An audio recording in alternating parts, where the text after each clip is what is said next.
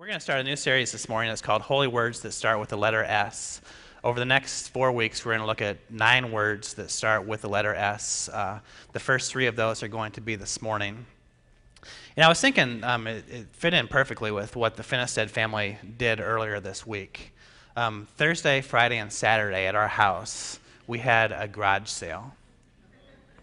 All of you, only 10% of you are laughing. 100% of you should be laughing. Yeah, this was the most comical thing I've experienced in my adult life. If you want to laugh, if you want to work hard, if you want to work long hours and make like $1.52 an hour, have a garage sale. You got to do this. We started like on Monday, and we started in the basement. And we had a rule: if we hadn't used something for 2 years, it was going in the garage sale. We were never going to see this thing again. And we started in the basement. And there's toys, there's clothes, there's knickknacks. Amber called these things family heirlooms, but they're actually knickknacks. And we took the stuff up to the garage, and then we went through the closets. We went through the garage, we went through the attic, and we were both up early on Thursday morning. And Thursday morning at 9 o'clock, Benjamin had his lemonade stand ready. He was going to sell lemonade and cookies for $0.25. And we opened up the garage door, and the whole Harrison Woods Association, we're all having garage sales. And we opened up that door, we put the stuff out in the driveway, and people came. They came in their El Caminos. They came in their minivans. They came in their pickup trucks. They came in their, they walked down and they went through our stuff. And they went through our clutter. And, this guy came up, and we had a shirt of mine that I was going to sell for $1. And he says, "I'll give you 50 cents for this shirt." Now, what I said and what I wanted to say were 2 totally different things. What I wanted to say is I bought this shirt back in 1992 at the Gap at the Valley West Mall in Des Moines when I was a college student. And I said, this shirt has been on a first date before, and this shirt was worn on Casual Friday at the office, and this shirt has not been worn for 12 years. And I would give you this shirt if you asked me, but if you want to pay me 50 cents, I would rather have my bank account cluttered than my closet, and you can have this shirt. In fact, you can take another shirt if you want to give me 50 cents for that one as well. So we started selling our stuff, and people would make us offers, and we didn't refuse a single one of them. If you want to come to our garage sale, if we ever have one again, I'm going to give you a hint. If you see $10 on something, if you offer us $0.25, we're going to take it. Because it's clutter. And there's this great reward and this deep satisfaction that I had when people would take my clutter, because it's now going to be their clutter. Instead of having all these boxes that we trip over and all these shirts that I haven't worn for years, now they're somebody else's problem. Now here's the deal. I believe that all of us need to have a garage sale. And I'm not talking about your garage, I'm not talking about your basement, I'm not talking about your closet, I'm not talking about your attic, I'm not talking about your office, I'm not talking about your kitchen. We all need to get rid of clutter in our life. We need to get clutter. We need to get rid of clutter in our schedules. We need to get rid of clutter in our relationships. And we need to get rid of clutter with our emotions and in our spiritual journey with God. Now let's look at schedules first. I think that many of us need to get rid of the clutter in our schedules. Now, here's the deal with simplification. Simplification, getting rid of clutter, getting rid of complication, means eliminating the unnecessary and urgent. So we eliminate the unnecessary and the urgent so we can focus on things that are necessary and so that we can enjoy things that are important. There are things that are cluttering our schedules, there's things that are cluttering our relationships, and there's things that are cluttering our emotions that are getting in the way of us focusing on the things that we need to focus on, enjoying the things that we should be enjoying. Now, technology is going to be one of these things that clutters our schedules. Now, I grew up in the late 1970s and throughout the 1980s. And if someone wanted to call me and get a hold of me in the late 1970s and early 80s, they would call what's known as a ground line. We just call it the telephone back then. But now we call it a ground line or a landline. And they would actually leave a message on this thing called an answering machine. And it was this little gray box. And this little gray box is still at my mom's house. And it's still got the same message that it had 25 years ago. And you push this button and it goes beep. And like I had to listen, okay, this person wants to talk to my sister. This person wants to talk to my other sister. This person wants to talk to my dad. Then there's finally a message for me. And I'd listen to that message and I'd write the number down and I'd call my friend back. And that was the expectation, that we would, return the call at the end of the day. Now the expectation is, with technology, is that we have our phones with us at all times. And we're available 24 hours. Now, in some ways, this is very good. If we're ever in an emergency situation, it's good to have that. But in some ways, we have become enslaved to technology. It doesn't help us communicate better. What it does is it clutters things. We get so much information that's coming into us that, we got the urgent stuff and the unnecessary stuff, and we're not allowed to focus on the important stuff and enjoy the good stuff. With technology, we got cable television.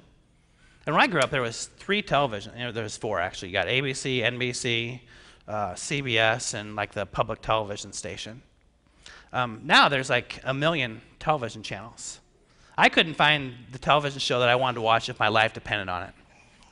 Someone calls me up and says, man, you got to watch this show. It's on, USA. Like, that does me no good. What number is it? It's 3,768. So I turned 3,768, and I'm like, I don't get that channel. Technology, at its best, will help us communicate better. At its worst, it's going to distract us. We can be totally 100% physically present with somebody, and we can be 100% mentally and emotionally absent because we are distracted by technology. The next one is work. Now, I know most of you, and if you're like me, you have to work. If I didn't work, I'd run out of money like tomorrow. And, kids wouldn't eat, there wouldn't be gas in cars. Eventually, the mortgage company would call me up and I'd be homeless, so I work. Most of us have to work, and work is something that's necessary, it's something that's important, but also work is something that can become clutter. We can bring our jobs home with us and be totally distracted from the people that matter most to us. We can lay down at night and not sleep because we're so anxious about what might happen tomorrow when we go to our jobs. We may stay at our jobs longer than what we really need to. We do a great job with the work stuff that we do, and we stay there way too much, and we miss out on this life that God wants to give us. Work is necessary, work can be good, but work can also be clutter. The last thing I want to talk about with our schedules is many of us need to develop the ability to say no to people. Now, I'm a pastor. When I call people up, a large part of my job is calling up people and trying to get them to say yes to things. Oftentimes I'll look at people and I'll pray about people and I'll say, would this person be good to do this thing? And I call people up, and I'm going to tell you a secret. I really respect when people tell me no. Now, I don't want you to tell me no, but I respect when people tell me no. Someone says sometimes, Craig, I can't do it right now. We're kind of going through a rough patch with my teenage daughter, and I need to really focus on that right now. This will just kind of clutter that up, and it's not going to allow me to be where I'm really needed the most. Or someone might say, Craig, I'm going to have to work a second job for the next 6 months. We got some debt, and we just got to get rid of this stuff. And I've committed to my family that I'm going to work these extra 15 hours, and we're going to do this for 6 months. We're going to get this debt stuff behind us. And after those 6 months, I want you to give me a call back because I think I might be able to help you then. Sometimes we need to say no, and we need to say no to things that aren't important, so we can say yes later or yes in the present to things that are important and things that are necessary. When we say yes to something, you have to realize at the same time you're really saying no to something else. So when we say yes, let our yes be yes to things that are important and necessary. The next area of our life that we need to have a garage sale, in addition to our schedules, is in our relationships. Many of us are carrying unnecessary clutter, and we're working through unnecessary clutter in our interpersonal relationships.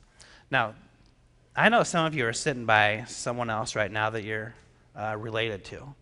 You may be married to this person may be your child, this person might be a sibling. And I know that in this relationship, there's a very good chance that there is unresolved conflict.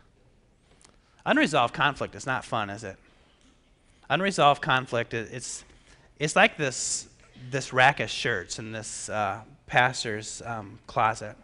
You know, I had 40 shirts in my closet, and I only wear 12 of them. So there's 28 shirts that were just clutter. You know, I had to get rid of them. You know, the unnecessary got rid of so we could just focus on what's necessary and what's important. Now, unresolved conflict in our interpersonal relationships is going to be very, very similar, to those shirts in the closet. You know, and here's what's going to have to happen.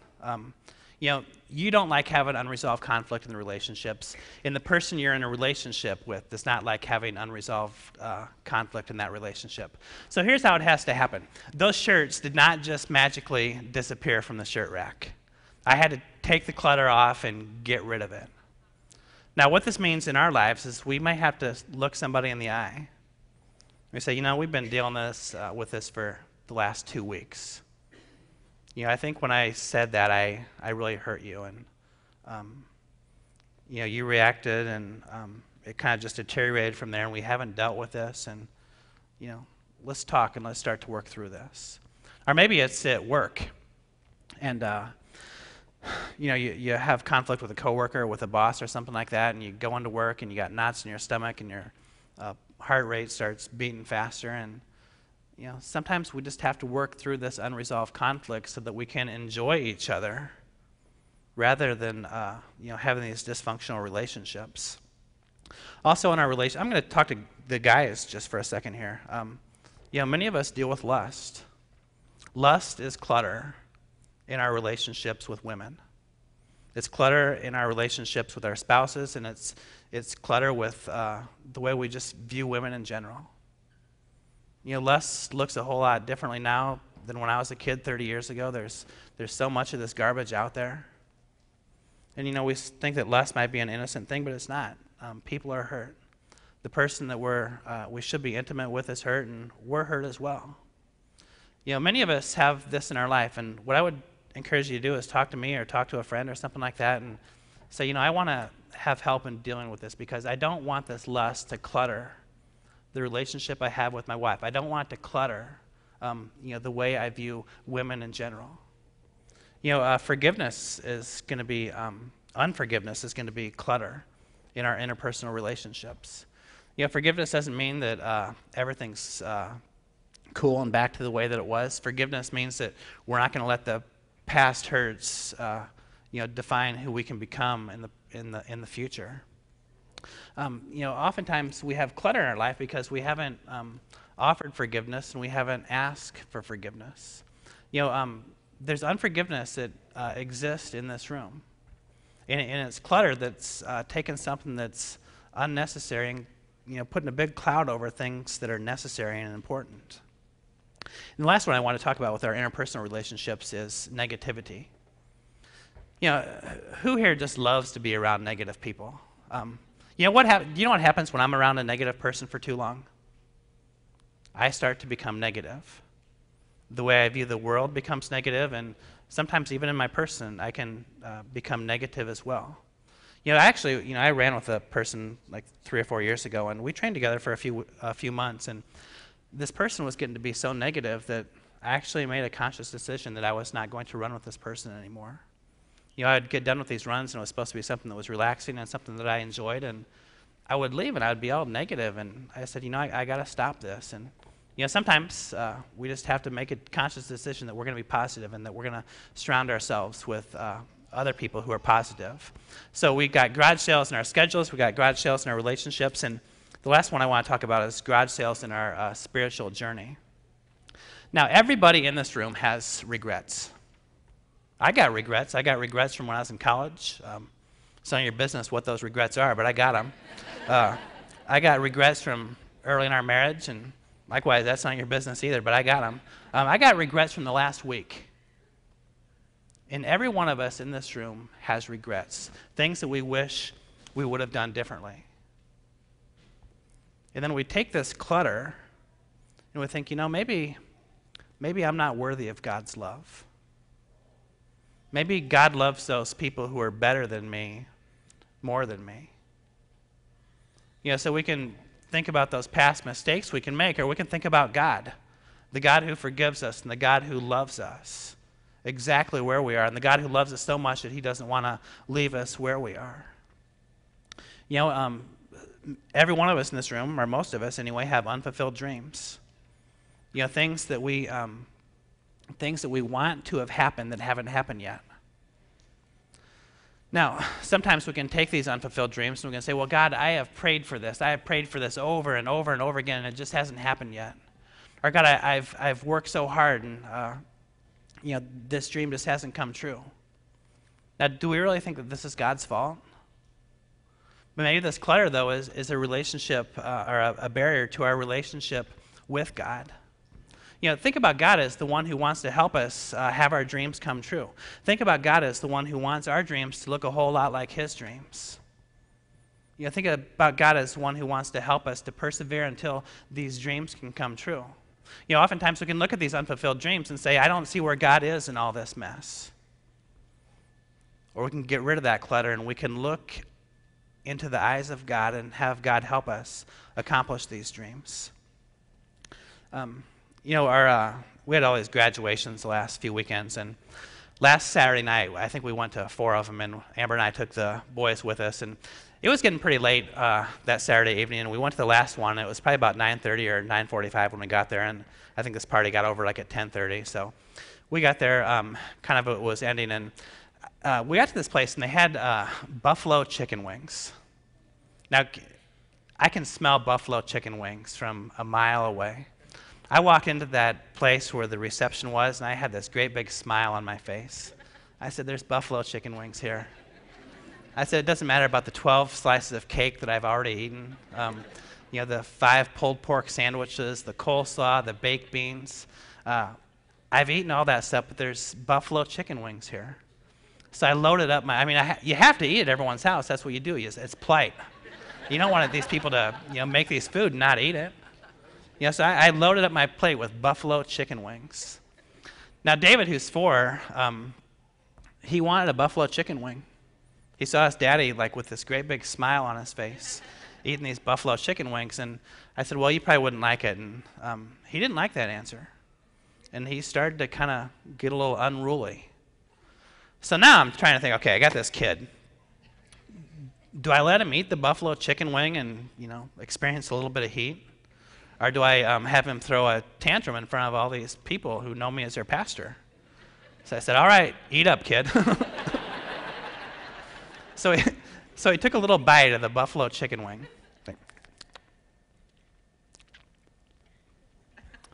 It's hot. So then, here's what happened next. He took the buffalo chicken wing, and here's what he did. He takes the buffalo chicken wing. It's hot. I said, David, here's some butter. Here's some bread. Eat this stuff. Your mouth will cool down by you breakfast time in the morning. Now, we laugh at the 4-year-old kid trying to blow on a buffalo chicken wing to cool down. But this is exactly what we do in our life, almost every day. What we try to do, and here's what we need in life. All of us are looking for significance. There's none of us in this room that don't want to have a significant life. All of us are looking for meaning. We want to know why we're here, and we want to have meaning in our life. And all of us want to experience intimacy. We want to have intimacy with other people, and we want to have intimacy with God. Now, these are the things that we want to experience. When we don't experience these things, what we do is we take the chicken wing and we blow on it. And we expect for it to cool down. We think, okay, if I could only work a little bit harder, if I can only work a little bit smarter, and if I can only just be a little bit more organized, and if I can only meet the right people, then I'm going to experience intimacy. I'm going to experience significance, and I'm going to experience meaning. But it doesn't work that way. It's like taking the buffalo chicken wing and blowing on it. It just doesn't work. We've tried it over and over and over and over again, and it still doesn't work. So God gives us these words. Simplification, Sabbath, and sanctuary. Now, simplification means eliminating the unnecessary and the urgent so that we can focus on what is necessary and enjoy what is important. Now, I've kind of talked about simplification a little bit. I'm going to give us two more things to think about with simplification. I think these two things will help all of us declutter our lives, to simplify our lives, and to get rid of the clutter so we can focus on the most important things. Number one is that we spend an inordinate amount of time and energy and resources trying to gain and win the approval of other people. You know, all of us have some kind of innate sense in us that, you know, we want to please people. We want to be people pleasers. And then what happens is we base our self-worth on what other people think about us. Now, do you really want to be defined in life based on what other people think about you?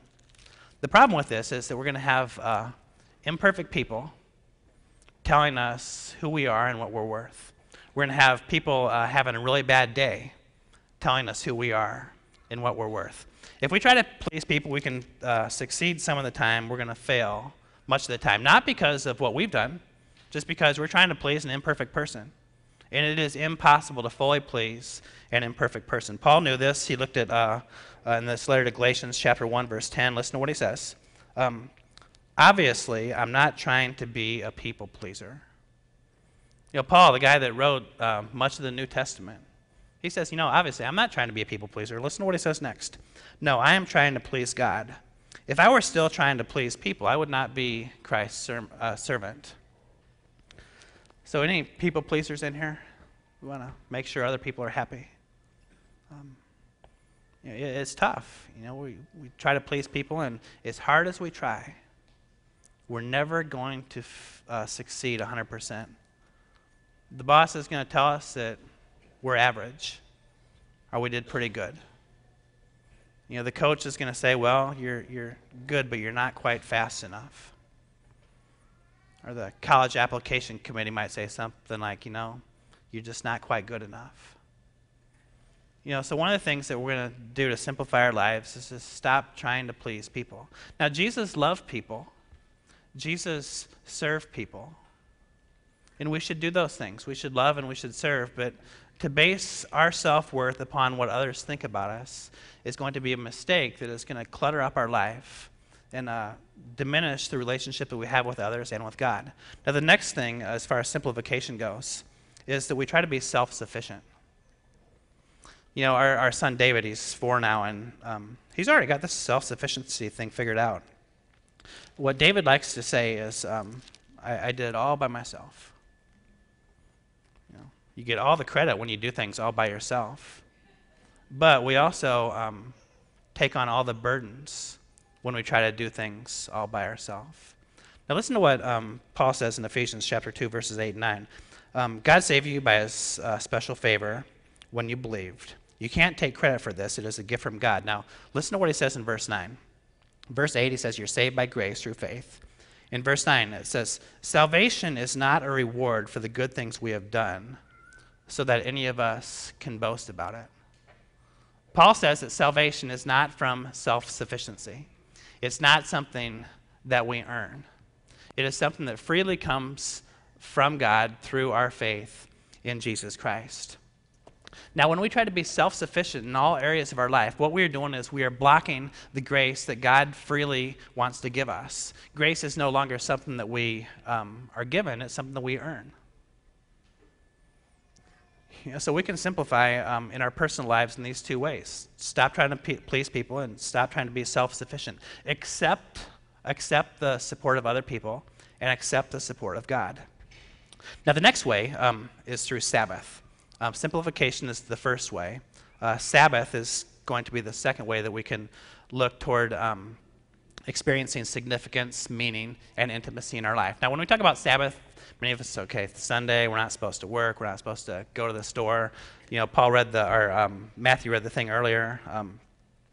No one in your household may do any work on Sundays. This includes your livestock, so the kids and the dogs aren't supposed to work either. But Sabbath, really, I think a better way to think about Sabbath is trusting. Now listen to this. Sabbath is this, trusting that God can do more in 6 days when we are centered on God than any of us could do on 7 days by ourselves. Sabbath is really about trust. Trusting that God can do more in those 6 days, working through us than we can do in 7 days, trying to work by ourselves. This is like blowing on the chicken wing. We blow and we blow and we blow, try to get this thing cooled down. But God says, you get a day off. Work with me, and I'll take care of the rest. Have faith that I can do more in 6 days than you can do in 7 days. It's kind of like this. There's a story of a wood chopper. There's a man in a village who was the best wood chopper, and a wood chopper was important in this village because they needed the wood to heat the houses and cook the food, and he was known as the fastest and the best and the strongest wood chopper. So this guy came up to him one time, and he wanted to be the head wood chopper, and he says, I challenge you to a wood chopping contest. So the champion accepted the challenge, and they started early in the morning. They started chopping wood. Now the challenger, he just chopped and he chopped, and he kept his eye on the champion, and he knew that he was hitting the wood harder. And he knew that he was taking more swings. And he only took one break. It was just a break in the middle of the day to get some water and get some food, and he went back to chop it again. Now the champion, he was chopping hard too, but every once in a while he would take a break, and he'd relax. He'd go sit down. He'd go chop some more, he'd go relax and sit down some more. Chop some more, he'd relax and go sit down some more. Now, at the end of the day, the challenger knew that the challenger had won because he had taken just as many swings, if not more swings, and he was swinging harder. So they looked at the pile of wood, and it was the champion that had more wood than the challenger. The challenger didn't understand this, so he said to the champion, I took more swings than you. I worked harder. I took less breaks than you. I worked smarter. I did this all by myself, but you have more wood than I have. How did that happen? And the champion looked over at him, and he says, well, you didn't really see what was going on, but when I was sitting down and taking a break, I actually was sharpening my axe, and that allowed me to be more effective when I was chopping the wood. Sabbath isn't a waste of time. It's not being unproductive. What Sabbath is sharpening our axe. It's connecting to God. It's worshiping. It's resting. It's enjoying God's creation. Now, I think we need to experience Sabbath on a daily basis. I really believe that. I believe that we can do more through God by giving part of the day to God than we can do just by our own brute will and determination and force. In your bulletins this morning, we have the new Bible reading plan, and what we're going to do in the next month is read through the book of Acts together. And we've looked at these 9 holy words that start with the letter S, and we've dug out some passages that will help us study this further. And what I would encourage you to do is to take a 10-minute Sabbath each day and to connect to God, to get into God's Word and see what God has to say about these holy words that we're going to look at. I think we need this weekly. I think we need to weekly worship. I think we need to play. I think we need to have time when we can relate to other people. If you're married, I would encourage you as a married couple to take a Sabbath and be together where you do nothing but just relate to each other and relate to God. So as we're searching for intimacy, as we're searching for meaning and significance, we've got simplification, we've got Sabbath, and the last one is sanctuary. Now, sanctuary is simply a safe place that we can experience the love of God, and a safe place that we can experience the love of other people. That's really cool. Every time I drive by this high school, I don't think about it being a high school. I think about it being a sanctuary. It's a place where we can come on Sunday mornings and we can experience the love of other people. And it's a place where we can experience the love of God. I want to go to Hebrews chapter 6, verses 18 through 20. And here's what the Bible says. It says, so God has given us both his promise and his oath. These two things are unchangeable because it is impossible for God to lie. Therefore, we who have fled to him for refuge can take new courage, for we can hold on to his promise with confidence. The confidence is like a strong and trustworthy anchor for our souls. It leads us through the curtain of heaven into God's inner sanctuary. So the sanctuary is going to be different, for different people. I was talking to a woman this week that's in a small group. She joined the small group about 3 or 4 months ago. And she said one of her sanctuaries is somebody's living room. They get together on Tuesday nights, I think it is, and they pray, they learn about God's Word, they share their life together. And to her, it's a sanctuary where she can experience the love of God and she can experience the love of other people. Friday night, we had a team of people. There was 30 people that went to the Sarpy County Relay for Life. They handed out 800 bottles of water. For them, as they represented the church, this was a sanctuary for them, a place where they could experience the love of God and a place where they could experience the love of people. Now, here's the idea with sanctuary. We need to put ourselves in environments. We need to put ourselves in a safe space where we can experience this love, the love of others and the love of God. We need to put ourselves in a place where we can really find significance and meaning and intimacy in life. It's not going to happen in the cluttered mess that we live in. We have to find these places.